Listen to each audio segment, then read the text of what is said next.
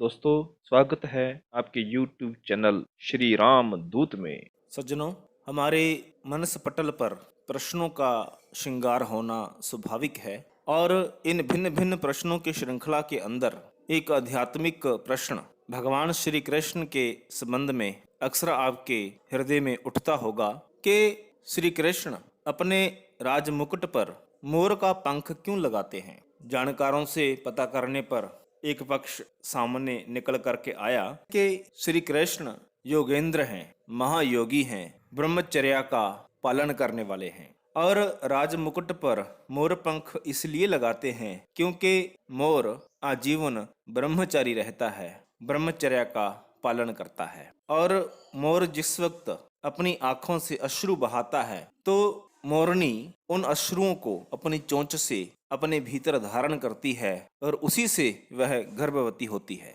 लेकिन जीव विज्ञानियों के अनुसार यह बात सत्य नहीं है, क्योंकि मोर और मोरनी अन्य जीवों की भांति गृहस्थ जीवन अपनाते हैं और संतान की उत्पत्ति करते हैं, अर्थात वे ब्रह्मचर्या का पालन नहीं करते। तो फिर श्री कृष्ण मोर पंख क्यों लगाते हैं? वास्तव में भक्ति, प्रेम व समर्पण का विषय है और मोर के पंख में अत्यधिक प्रेम व समर्पण की गाथा छुपी हुई है। केवल श्री कृष्ण ही नहीं बल्कि भगवान श्री राम भी जिस वक्त जनकपुरी आते हैं और पुष्प वाटिका में भ्रमण करने के लिए जाते हैं तो वहां पर उपस्थित सभी जीव जंतु खुशी से, प्रसन्नता से नाचने लगते हैं और उन नाचते हुए जीवों में एक मोर भी था। बाकी जीव नाचे, अच्छा तो यह भी लगा, लेकिन जिस वक्त मोर नाचा तो मोर इतना प्रसन्न हुआ, नाचते नाचते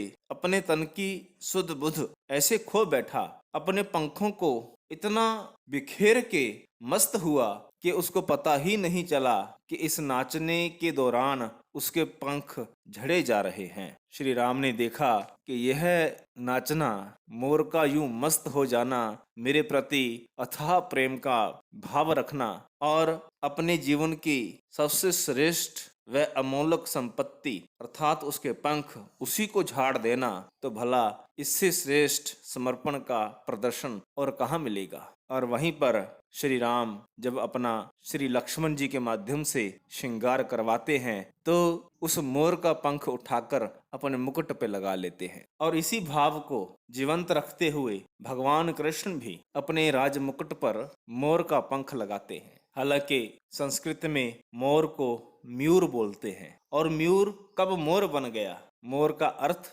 अर्थात मेरा। भगवान के श्री मुख से मयूर के समर्पण को देखते हुए यही निकला कि यह मयूर थोड़ी ना है, यह तो मेरा हो चुका है, यह मयूर मोर है अर्थात मेरा है। और तभी से उसका नाम मोर प्रचलित हो गया और सभी लोग श्री भगवान के भाव का अनुसरण करते हुए उस मयूर को मोर मोर कहकर के पुकारने लगे कि नहीं, अगर भगवान ने तुम्हें मोर कहा है अर्थात मेरा कहा है तो तुम हमारे लिए भी मोर हो अर्थात मेरे हो। तो उस मयूर के प्रेम व समर्पण के चलते भगवान श्री कृष्ण एवं भगवान श्री राम ने अपने मुकुट पर मोर पंख को लगाया। और अगर देखेंगे तो मोर की आकृति, उसकी शक्ल सुंदर नहीं मानी गई। उसका मुख बड़ा छोटा है और पेट बहुत बड़ा है और उसके चरण सुंदर नहीं है, लेकिन तब भी प्रभु के प्रति प्रेम व समर्पण के चलते वह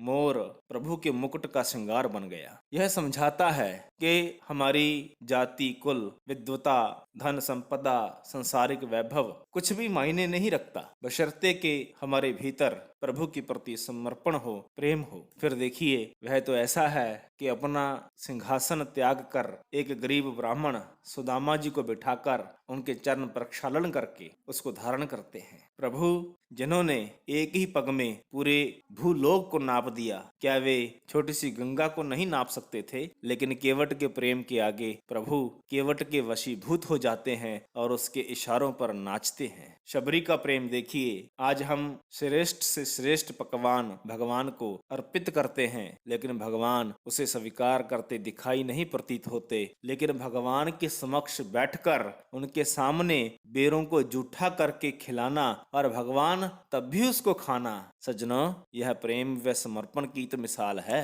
इसलिए अगर मांगे प्रभु से तो यही मांगे कि हे प्रभु, हमारे भीतर भी जरा उस मोर के जैसा, केवट के जैसा, माता शबरी के जैसा प्रेम भर दो, समर्पण भर दो। सज्जनों, यह भावपूर्ण प्रसंग अगर आपको अच्छा लगा हो तो कृपया लाइक करें, शेयर करें, कमेंट बॉक्स में जय श्री राम अथवा जय श्री कृष्ण अवश्य लिखें और हमारे YouTube चैनल श्री राम दूत को अवश्य सब्सक्राइब करें बेल आइकॉन दबाते हुए। धन्यवाद। जय श्री राम।